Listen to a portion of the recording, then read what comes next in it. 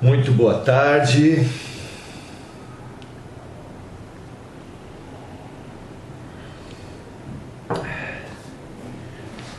A fraternidade do Oração Ação se reunindo novamente.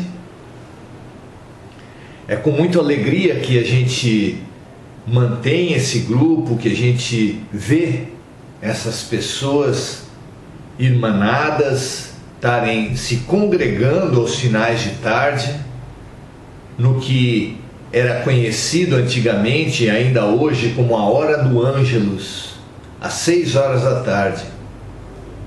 Momento em que as pessoas aqui na Terra se acostumaram a se unir a grandes correntes de mentalização, de oração, de produção de energias, de produção de luz que ocorrem no espaço sempre nessa hora.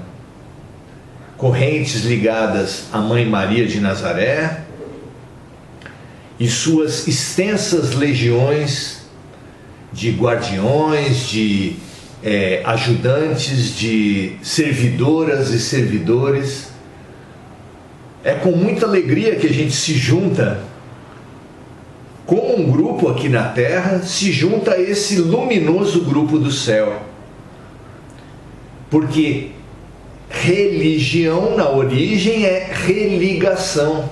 Religação é tudo que a gente mais precisa, já que Deus é a fonte de todo bem. Nada mais importante nesse momento que nós tanto precisamos de coragem, de lucidez, nos religarmos à fonte de todo bem, não é? Para isso, porém, nós temos um problema, uma questão central, que é a questão da sintonia. Grande parte das vezes, para praticamente tudo que nós empreendemos na vida, nós temos a tarefa anterior de limpar as nossas ferramentas. E a maior ferramenta de todas, a ferramenta que está por trás de todas as ferramentas, a ferramenta que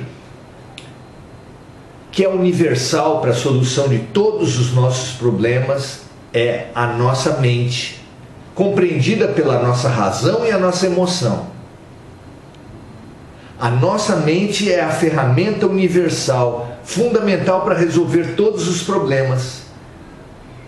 E nós simplesmente não conseguimos acessar as vibrações mais altas, as regiões mais puras, o bem infinito simbolizado por Deus, se nós não estivermos bem.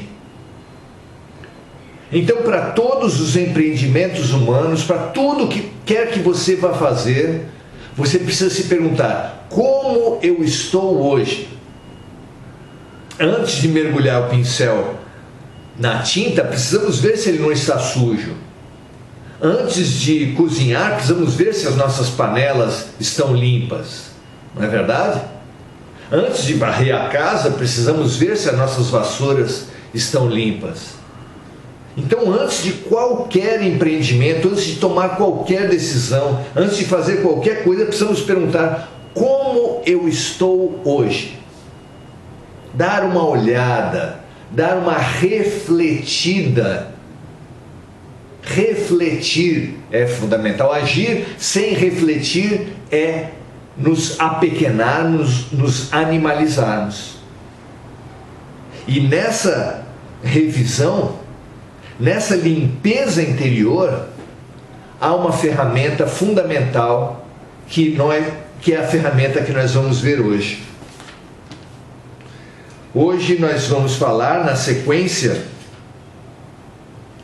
das reflexões que nós temos feito a partir do capítulo 28 do livro O Evangelho segundo o Espiritismo. Capítulo 28 é a coletânea de preces espíritas. E nessa coletânea de preces espíritas começa-se os estudos e os exercícios de oração pela oração dominical.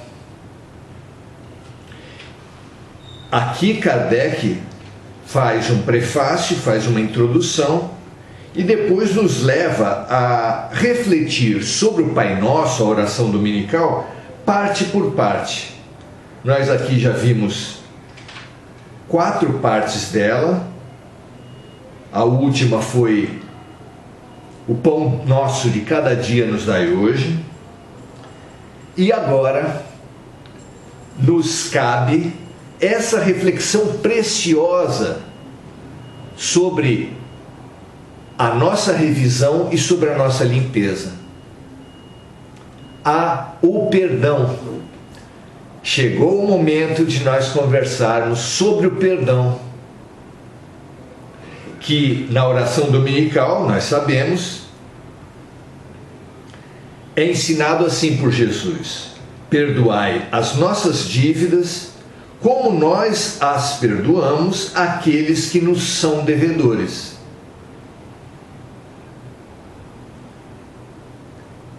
Perdoai as nossas ofensas, como perdoamos aqueles que nos têm ofendido. Não é assim? Com nuances diferentes de hábitos de cada pessoa, essa é a orientação que Jesus nos dá. Então, para pensarmos sobre o perdão, precisamos rever a nossa crença, os nossos hábitos, quando nos defrontamos com o erro. Qual tem sido a nossa postura quando nos defrontamos com o erro? É necessário percebermos o nosso hábito, a nossa crença de olharmos tudo para acusarmos, julgarmos e punirmos.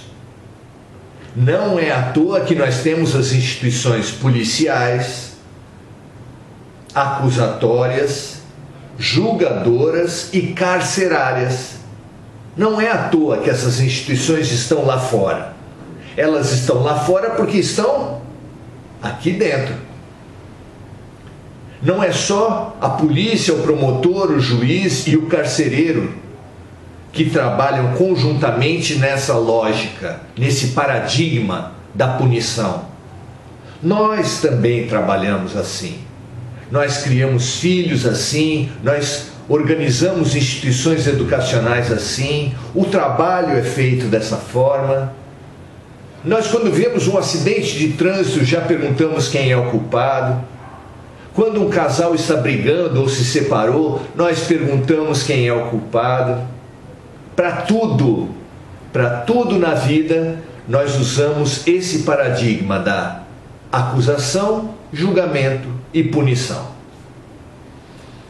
E é fundamental que nesse momento, visando essa limpeza nossa, visando essa revisão que a transição planetária chama uma transição individual, nós precisamos nos perguntar: esse paradigma tem nos ajudado? Esse paradigma tem nos elevado? Nós temos nos melhorado a partir disso?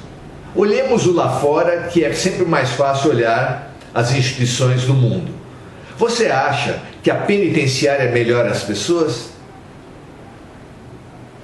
Regra geral, a penitenciária é uma instituição onde a maioria das pessoas que entra lá sai melhor? Claro que não. E o nosso sistema de acusação, julgamento e punição também não melhora ninguém. Ao contrário, congela, amargura, adoenta tanto as pessoas que os consultórios psiquiátricos, psicológicos, estão cheios de culpa. Culpa é uma matéria praticamente universal em todos os casos. As pessoas se culpam tanto que atraem situações dolorosas para suas vidas, como se passar por dores melhorasse as pessoas. Alguém pode perguntar: mas não é isso o karma? Não é isso o karma. Sofrer por si só não melhora ninguém, como se vê nas penitenciárias, como se vê nos castigados. É fundamental que as pessoas reflitam sobre o que estão sofrendo. Se você não refletir e não se propuser a melhora, o sofrimento não melhora ninguém. Os romances espíritas dão conta de espíritos que já se suicidaram há mais de 20 vidas. Se você não pensa sobre o sofrido, você não se transforma, e se você não se transforma, você, como um aluno que não aprendeu a lição, você repete, repete e repete. Alguém quer continuar sofrendo? Alguém quer repetir os sofrimentos? Claro que não. Claro que é o que mais aterroriza um sofredor, é a perspectiva de repetir os sofrimentos. E para sair dessa matriz que nos tem feito viver as vidas num círculo de vinganças mútuas, onde numa vida você vem na posição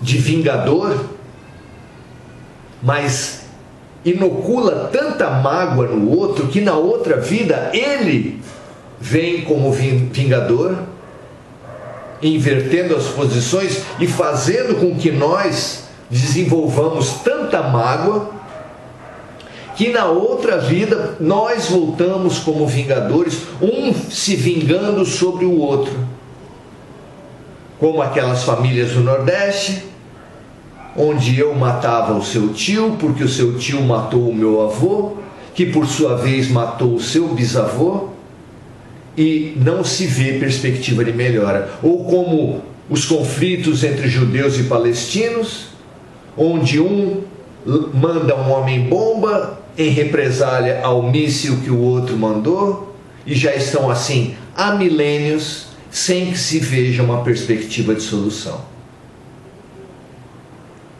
Lá em cima, os nossos orientadores, e os orientadores dos orientadores, e Jesus acima de todos eles, estão a nos perguntar: quando é que isso vai parar? Quando é que vocês vão largar a dor, vão exigir dor e pedir mais dor pelas suas atitudes de vingança seguidas? Quando é? É fundamental que nós respondamos isso, porque a transição planetária é isso, é passar de expiação e provas, o paradigma da dor, para o paradigma da regeneração, da boa vontade. Quem não fizer essa transição, não se libertar da dor, não pode ir para a regeneração. E como fazemos para nos libertar da dor? Para você sair desse círculo de ora ser vingado, ora vingador, ora ser o que sofre, ora o que impinge sofrimento no outro, você precisa parar. E só tem uma forma de você parar com as vinganças, parar com as acusações, parar com as punições ao outro e a si mesmo. É o perdão. É o perdão que faz com que você se abstenha e saia da guerra. É o perdão e a compreensão que fazem com que você finalmente descubra que ninguém aprende sem errar. Que professor pode começar o seu ano e falar assim: nesse ano ninguém vai errar nenhum exercício? Que pessoa que tiver um aprendizado qualquer, por exemplo, dirigindo carro, que pode falar: o carro nunca vai morrer na minha mão? É para isso que existe a escola, a autoescola, o processo educativo, para que o erro num ambiente controlado sirva para o nosso crescimento. E nós precisamos entender que o erro é inerente ao viver, ao aprender e ao viver. E assim nós não poderemos mais acusar ninguém. Ou, como disse o nosso mestre, Quem estiver sem o erro, que atire a primeira pedra. Isso é o que vai desarmar os nossos ânimos. Isso é o que vai mudar o paradigma da culpa pelo paradigma da responsabilidade e da paz. Nós precisamos disso como nunca. Nesses tempos em que as pessoas se acusam por qualquer coisa e de maneira tão pesada, tão odiosa. Tenha certeza, meu amigo, minha amiga, você não vai sair da acusação, do julgamento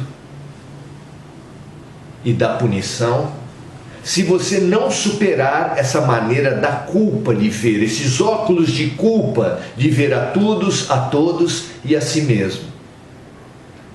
Será que nós estamos prontos para isso? Esse é o convite dessa noite. Para isso, nós vamos fazer a oração,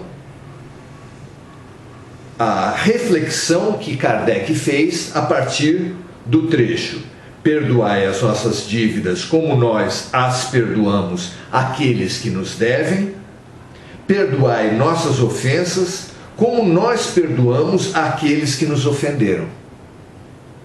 Diz Kardec assim a respeito desse trecho: cada uma das nossas infrações às vossas leis, Senhor, é uma ofensa para convosco e uma dívida contraída que nos será preciso, cedo ou tarde, pagar. Para elas solicitamos o perdão de vossa infinita misericórdia, sob a promessa de fazer esforços para não contrair novas dívidas. Fizestes uma lei expressa da caridade, mas a caridade não consiste somente em assistir o semelhante na necessidade, consiste também no esquecimento e no perdão das ofensas. Com que direito reclamaríamos a vossa indulgência, se nós mesmos faltamos com ela em relação àqueles dos quais temos do que nos queixar? Esse raciocínio é fundamental nós percebermos, gente. É a essência do ensinamento de Jesus sobre o perdão. Não se trata de um comércio, de uma condição para recebermos o perdão de Deus, que nós perdoemos os outros. Não é um comércio, um toma lá da cá. Isso é uma faixa vibracional. Nós precisamos alcançar a faixa vibracional do perdão para recebermos o perdão do mesmo jeito que nós concedemos o perdão. Não é possível recebermos o perdão de Deus e da vida se nós nos postamos como vingadores daqueles que erram conosco. Isso é impossível. Só nos elevando ao perdão é que nós nos qualificamos para receber também o perdão. Dai-nos, ó meu Deus, a força para sufocar em nossa alma todo ressentimento, todo ódio e todo rancor. Fazei com que a morte não nos surpreenda com um desejo de vingança no coração. Eu vou falar de novo. Fazei com que a morte não nos surpreenda com um desejo de vingança no coração. Se vos apraz nos retirar hoje mesmo desse mundo, fazei com que possamos nos apresentar a vós puros de toda a animosidade, a exemplo do Cristo, cujas últimas palavras foram por seus algozes. Isso não é lindo, gente?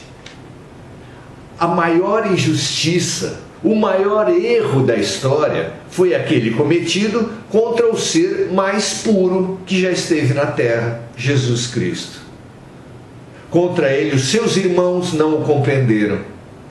Os seus vizinhos ameaçaram matá-lo e o expulsaram de Nazaré. Os seus amigos, os discípulos, um deles o vendeu, o traiu. O melhor deles o negou 3 vezes, mesmo avisado, e praticamente todos eles dispersaram na hora do testemunho. Só João estava com Maria ao pé da cruz. Qual foi o sentimento que emergiu de Jesus no seu último momento, contemplando não apenas essa sua história, mas o olhar de animosidade, de ódio, as cusparadas, os xingamentos que aquela multidão irada endereçava a ele? Qual foi o último pensamento de Jesus? Perdoai-vos, Pai, eles não sabem o que fazem. Só assim ele pôde entrar no mundo espiritual com a sua tranquilidade. Só com o perdão e a compreensão nós também poderemos fazer a nossa transição, seja para o mundo de regeneração aqui em vida, começando a reconstruir o mundo em novas bases a partir da nossa vida e das nossas relações em novas bases. Você quer isso?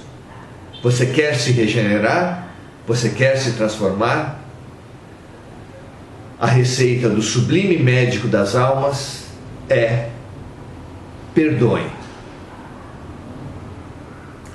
Graças a Deus, muito obrigado, até a próxima. Daqui a pouco nós estaremos lá na página do SEB Semente de Luz, como parte do curso Aprendizes do Evangelho, estudo do capítulo 5, Bem-aventurados os aflitos. Nós estaremos discutindo a maior aflição das nossas vidas, que é a morte dos entes queridos. Se você quiser vir conosco, a live é para todos, o curso é para todos, você será muito bem-vindo. Muito grato e até amanhã às 18 horas. Grande abraço.